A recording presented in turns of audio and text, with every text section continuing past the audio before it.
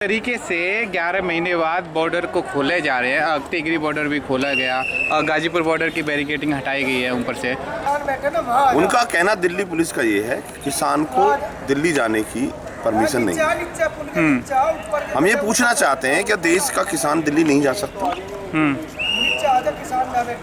और हम ये भी नहीं चाहते एक संघर्ष हो। हम अपनी बात कहने के लिए दिल्ली के लिए आए थे, हमें यहाँ बैठना ही नहीं था। सरकार और पुलिस की हठधर्मिता के कारण हम यहाँ पर बैठे। वो अपनी हठधर्मिता पीछे कर लें, हम दिल्ली चले जाएंगे। अभी भी उन्होंने सुप्रीम कोर्ट के प्रेशर में आकर के माननीय उच्चतम न्यायालय ने ये डिसीजन दिया उनको कि भाई आप क्यों रोडों को बंद किए हुए। उनको दिखाने के लिए ये एक सरकार और पुलिस की सोची समझी प्लानिंग है कि बस इसको ढोंग को दिखाइए और कुछ नहीं। लेकिन उनका तो सक्सेस हो गया, उन्होंने तो दिखा दिया ना कि बैरिकेडिंग तो हटा दी है, लेकिन अब किसान नहीं हट रहे अपने रास्ते से निकल रहे। नहीं, हम रास्ते से हटने का और उसका कोई मैटर ही नहीं है। हाँ। हम यहाँ बैठने के लिए आए ही नहीं थे, और ना लड़ाई हमारी रास्ते की है। हमारी लड़ाई है कानूनों को वापस कराने की और एमएसपी पर कानून बनवाने की। अगर एमएसपी पर कानून नहीं बनेगा और 3 कानून वापस नहीं होंगे तो हम आंदोलन जारी रखेंगे। चाहे भले ही ये रास्ता खुल जाए तो दिल्ली जाकर करें, रास्ता नहीं खुलेगा तो यहाँ बैठे। आज भी अगर दिल्ली पुलिस से आप जाकर के पूछ लो, मीडिया के माध्यम से कह लो भाई आप चले जाओ, हम 10 ट्रैक्टर दिल्ली भेजेंगे। वो तो कमिश्नर साहब ये बोल रहे कि जो पहले की स्थिति थी वही है, जाने नहीं देंगे, फिर रास्ता खोलेंगे, आवाजाही भी करेंगे। तो फिर ये क्या हुआ? फिर हम कहाँ जाएं? क्या हमारा आंदोलन यहाँ तक आने का ही था? हमारा आंदोलन कानूनों को वापसी कराने का है और एमएसपी पर कानून बनवाने का है। यहाँ आने का विषय नहीं है ये यहाँ से पीछे रोकते तो हम वहाँ भी रुक जाते। हम तो यहाँ से आगे जाएंगे, और अगर वो ये कहते हैं कि हमने कानून वापस ले लिए और एमएसपी पर कानून बना दिया तो हम यहाँ से वापस भी चले जाएंगे। लेकिन ऐसा तो नहीं होगा, क्योंकि 11 महीने से तो लगातार यही कह रहे हैं कि कानूनों में है क्या? वो कह रहे हैं ना कानूनों में तो कमी है नहीं, लगातार यही तो चीज कहेंगे। और ऐसे कैसे कह देंगे? वो एकदम सरकार तो भारत की है ना, वो भी और पूंजीपति और उद्योगपतियों के सहारे पे चल रही है। जब उन्हें इतना कुछ वहां से मिल रहा है तो ऐसे कैसे कह देंगे? उनसे भी बात करेंगे धीरे से, धीरे धीरे। लेकिन पवन जी, एक रास्ता खाली हुआ, लेकिन मीडिया में इस तरह से दिखाया गया कि आप ये जो रास्ता पूरा खाली हो गया, किसान भी आप जाने लगे।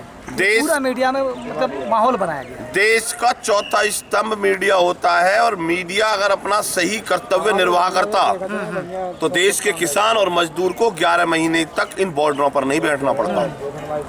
कहीं ना कहीं इन 11 महीने में बैठने में अहम भूमिका कुछ मीडिया चैनलों की भी रही है। वो अपनी जो उनकी जिम्मेदारी है उससे कहीं बाहर चले गए। और जब मीडिया के कुछ चंद लोग सरकार की चाटुकारिता करेंगे तब न्याय की उम्मीद नहीं होगी।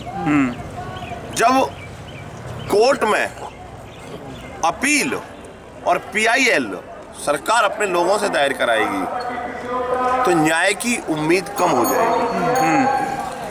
तो ये तो सिलसिला चलता रहेगा जब तक आपका आंदोलन है, और ऐसी नई नई बातें भी सामने आती रहेंगी, नई नई चीज़ें निकल के आएंगी। फिर आप मुकाबला कैसे करेंगे इनसे? भाई सरकार से कोई मुकाबला थोड़ी होता है, फिर आंदोलन होता है। हाँ। जब यहाँ पे अंग्रेजी शासन थे, मुगल शासन थे, तब भी यहाँ पे आंदोलन हुए थे। तब तो सब कुछ ही उनका था, और 90 साल लगे देश को आजाद कराने में। उस समय भी कुछ गद्दार थे जो अंग्रेजों के साथ थे। आज भी कुछ गद्दार हैं जो गलत तरीका से सरकार के साथ हैं। मीडिया ने ये मतलब संदेश दे दिया, लोगों तक पहुंचा दिया कि जो रास्ता था ये खोल दिया, और किसान के लिए अब यहाँ पर कुछ नहीं बचा है, क्योंकि किसान चुप थे जिस दिन ये खोला जा रहा था। कुछ भी माहौल मतलब शांतिपूर्ण चल रहा था, तो ये संदेश पहुंचा कि किसान अब हार गए। मीडिया, अरे भाई ये तो हार जीत का ये तो मुद्दा ही नहीं है। रोड खोलना और रोड जलाना हार जीत का मुद्दा ये नहीं है। हार जीत का मुद्दा है कि हम कानून वापस कराएंगे और एमएसपी पर कानून बनवाएंगे। और देश का किसान कभी हारता नहीं। वो परमात्मा की जो मार पड़ती है उसको भी सहन करने के बाद दोबारा खड़ा हो जाता है। जैसे अभी आपने देखा होगा, इतनी जबरदस्त बारिश हुई, धान गल गए, फिर वो खड़ा हुआ दोबारा, फिर फसल बो रहा। चलिए दिल्ली में जाएंगे तो कहाँ जाएंगे आप? जहाँ कानून बनते होंगे, जहाँ से कानून रुकते होंगे। भाई दिल्ली में जाएंगे तो वहाँ जाएंगे ना जहाँ से कानून बनते होंगे। ऐसी जगह जाने से क्या फायदा जहाँ कुछ नहीं होता होगा। वैसे तो दिल्ली में तो कानून तो पार्लियामेंट में बनता है, उसके लिए आपको जीतना पड़ेगा, इलेक्शन लड़ना पड़ेगा। जब संसद छुट्टी हो जाती है तब सड़क पर संग्राम होता है। आपने जंतर मंतर पे संसद भी चलाई है जी, उससे कोई वो तो उन्हें बताया था, देश का किसान सब कुछ जानता है, आप भूल में ना रहे। और ये देश के किसान और मजदूर की देन है कि ये सत्ता में बैठे हैं, इनकी देन थोड़ी है। अडानी और अंबानी के घर वोट नहीं बनती, ये देश के किसान और मजदूर के घर वोट बनती है। अडानी का बेटा और अंबानी का बेटा वोट डालने नहीं जाएगा। देश में गोदाम पहले आ जाएंगे और कानून बाद में आएगा। इसका मतलब संसद में पूंजीपति और उद्योगपतियों की पहुंच ज्यादा हो गई। संसद कहीं ना कहीं उद्योगपति और पूंजीपतियों के दबाव में काम कर रही है। और जब जब हमारी देश की सरकार और संसद पूंजीपति और उद्योगपतियों के दबाव में काम करेगी तब रोडों पर संग्राम होगा। लेकिन 11 महीने से तो संग्राम चल ही रहा है आपका। अभी तक तो सरकार ने कोई नई बात करी कि जिसका कानून वापस हो सकता है। आगे क्या लग रहा है आपको कि वापस हो जाएंगे जिस हिसाब से चल रहा है माहौल? नहीं होंगे तो सरकार वापस ना होएगी, सरकार चली जाएगी, इन्हें हम इस लायक छोड़ेंगे ही नहीं। लेकिन 24 तक टाइम है सरकार जाने के लिए, लंबा संघर्ष होगा आपका। अरे भाई ये तो लंबे संघर्ष पे तो बैठे रहते हैं किसान। किसान नहीं थक नहीं सकता, और जिस दिन देश का किसान थक जाएगा उस दिन देश थक जाएगा। जिस दिन देश के किसान को आप थका देंगे उसी दिन ये सुरक्षित नहीं है कोठियों में। देश के किसान का बेटा बॉर्डर पर बैठा है। ये आप कहने कि देश थक जाएगा, लेकिन बहुत ऐसे लोग हैं जो भक्त हैं, उनको अब तक समझ में नहीं आया कि देश थक रहा है आपके बैठने से।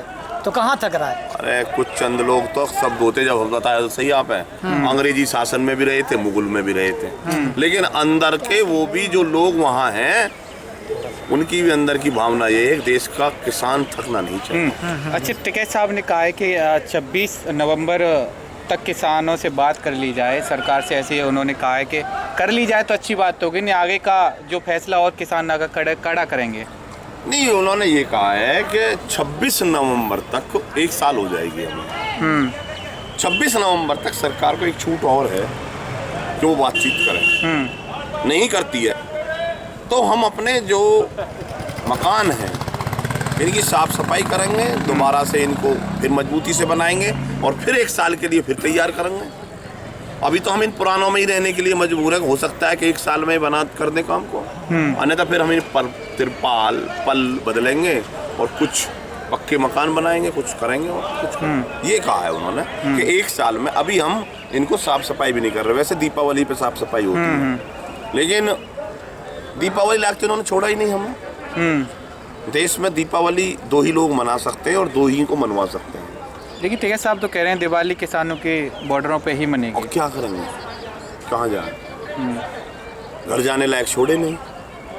और बॉर्डरों पे जैसी मनती आपको भी पता है, किसी को अच्छा लगता है क्या घर से बाहर बॉर्डरों पे लेटे हैं?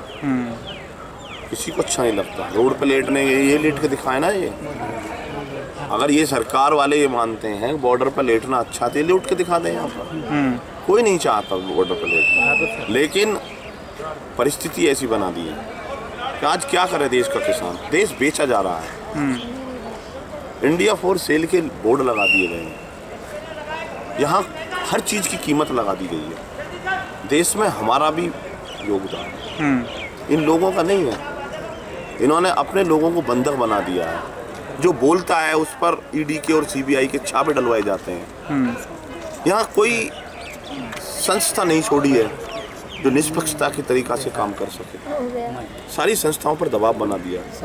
जहाँ कलम और कैमरा पर पहरा हो कि बंदूक की नोक पर आप इसमें लिखोगे, मैं समझता हूँ कि लड़ाई बड़ी है।